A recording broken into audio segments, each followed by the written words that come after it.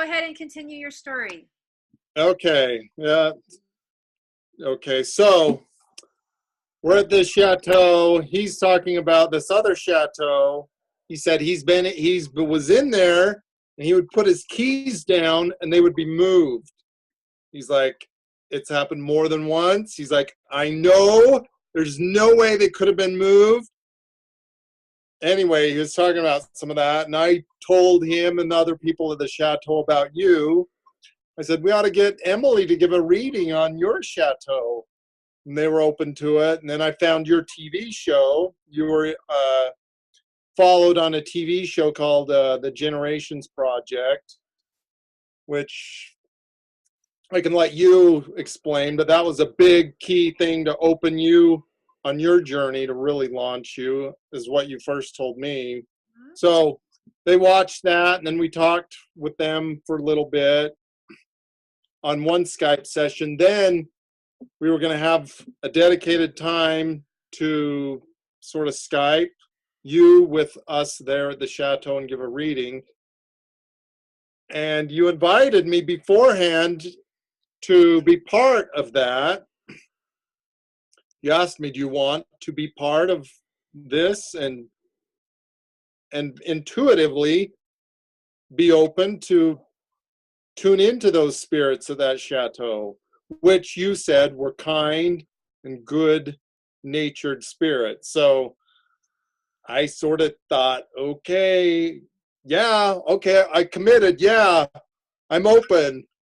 So I had a dream. No, it wasn't a dream. Everyone left and went to a discotheque at one night, and I was tired, and I'm like, no, I'm not going. I'm going to stay here in the chateau. And I'm in this gorgeous second-story tower room on this chateau with these gorgeous, huge windows. And I woke up at 3:30 in the morning or something, just frozen, and the hair on my neck on end, and like I was tripping. Something was in my room, and I thought, okay, don't panic. You were open to this. You're feeling it like it's a cold and scary, but it doesn't need to be. So I chose to just breathe and calm and not attribute it all to darkness or anything. And so that was an experience. And then the next day was when we Skyped with you, I think.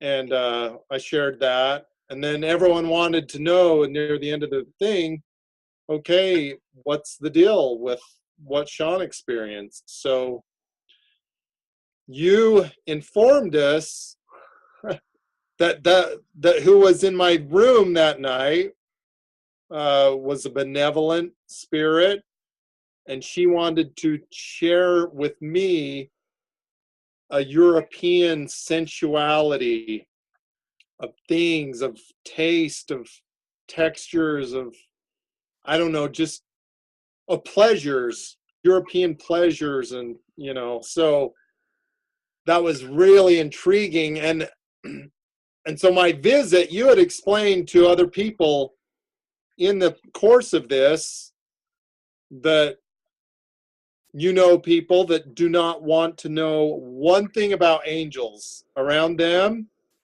You have to keep your mouth shut, and you don't speak to them about the topic. And you shared that you have someone else, a beloved family member, that has rules set down. Angels do not visit me at nighttime. It's got to be light outside. And when you communicate with me, I want to know this distinct, reference that I know it's you.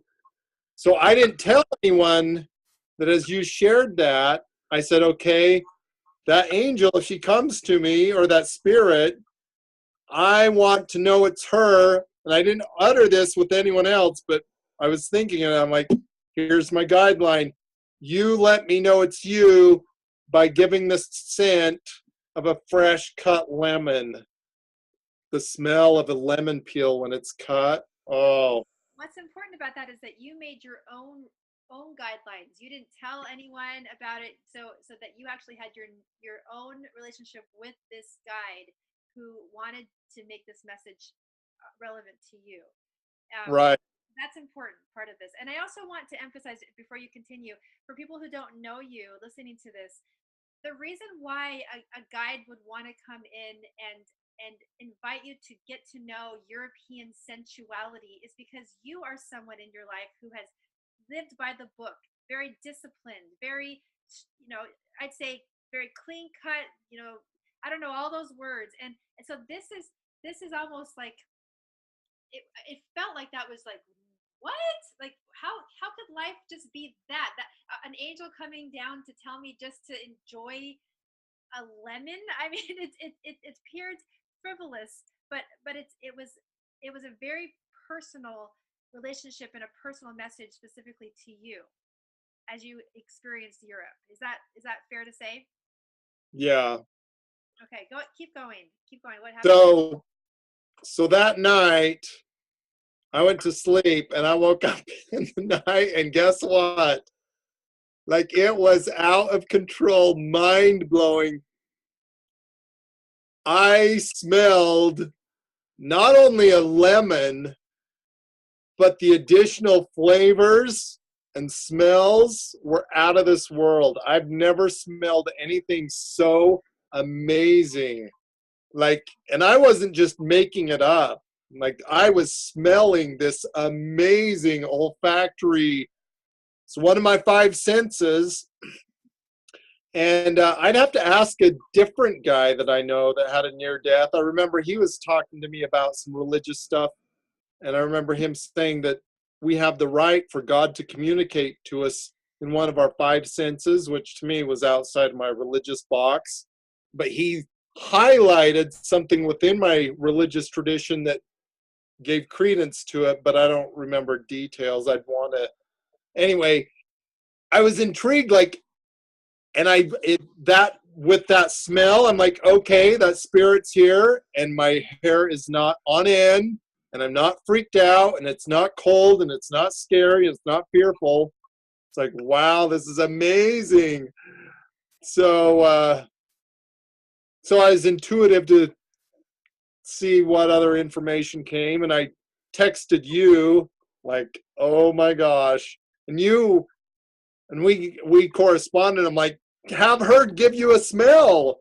And And she did. We were amazed that pretty much immediately the smell came right to me, and I usually don't connect to guides and angels that way, so that was really a refreshing um, experience for me of, oh my gosh, I'm smelling the scent that Shaun received. So that was exciting. So I guess the culmination of that being a story really relevant to your whole story is that even if you had just that one experience alone, it was worth going for this dream. It was worth going to Europe so that you actually were successful in expanding yourself spiritually, which was your purpose. yeah, yeah, Okay, so I'm going to fast forward us then. I know there's a lot more you can say because I want to now talk about the one that you just got home from about a week ago. Is that right? About a week? yeah, Okay. All right. So then you got home from that trip. That was last summer, correct? yeah. 3 months from summer solstice to fall equinox, In 2017. 2017. Okay. So then you met someone during that trip who then invited you back. Is that correct? I did not meet them. I was leaving Paris and had posted on couch surfing that I was coming into Italy and I was looking for couch surfing hosts if anyone wanted to host me. And a guy on the east coast of Italy, sort of central, messaged me. He's like, you're certainly welcome to come to this side of Italy. Most people don't come here, very few tourists, but he said, you're welcome. And I invite you to go sailing with me and my friends. We sailed the month of August through the Croatian islands, but we just got back. We're finished. And I corresponded some more, and I said, wow, that would have been amazing. Yeah, I appreciate the invite. And he said, well, maybe next year. And then he re-invited me a few times. We corresponded, and man, like I couldn't like what are the chances of going sailing through the Croatian islands, sailing through the Adriatic Sea? Yeah. Okay, I'm going. Okay, so this is where we're going now. Is that you just got back from 5 weeks of sailing through the islands with a crew on a was it a sailboat?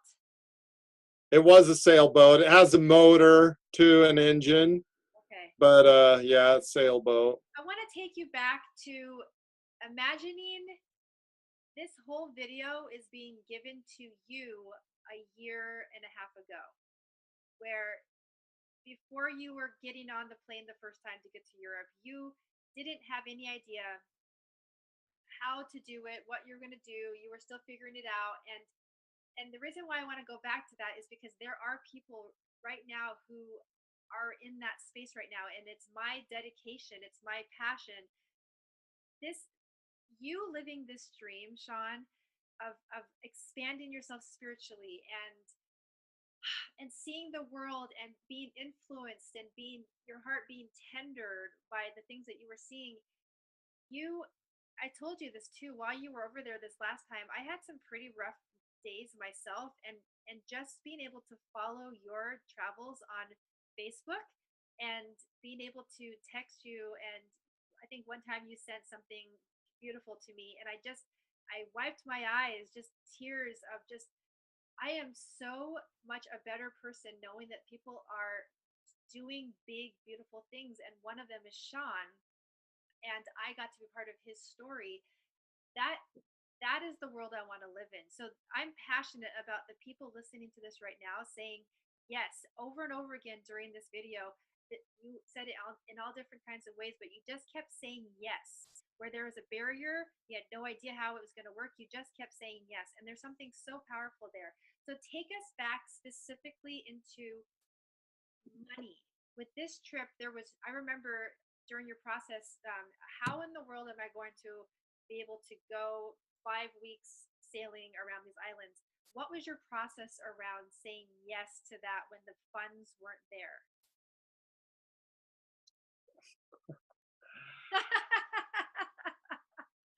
Anything you can share with us. You don't have to get, too detailed if you don't want. Well, yeah,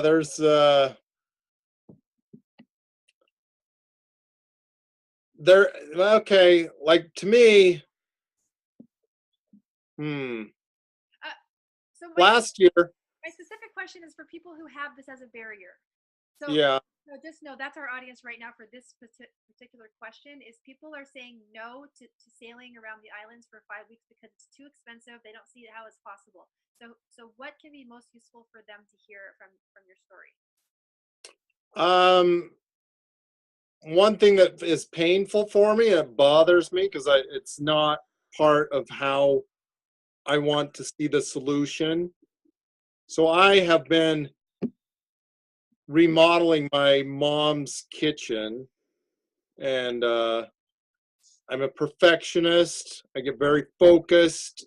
I don't want to let other people do it because I want it to be done right. When they moved into the home they're in, the sheetrockers, the professionals that came in, they did a crappy job to my standard, and just seeing their flaws for decades like irritates me. So anyway, okay, so in the nutshell, me opening up to the possibility of my mom saying, "You're not doing all this for free," and she wanted to pay $3,000 for me to go, so that was a budget, and And like, okay, so there was me. That's not an answer to me. My mom is not supposed to finance a trip to Europe. That's not, in my viewpoint, that is not the right answer. I am So so if this remodel to my mom, she's not supposed to be paying my way. okay. So that's I really want to thank you for sharing how uncomfortable that makes you, because here's why, Shaun.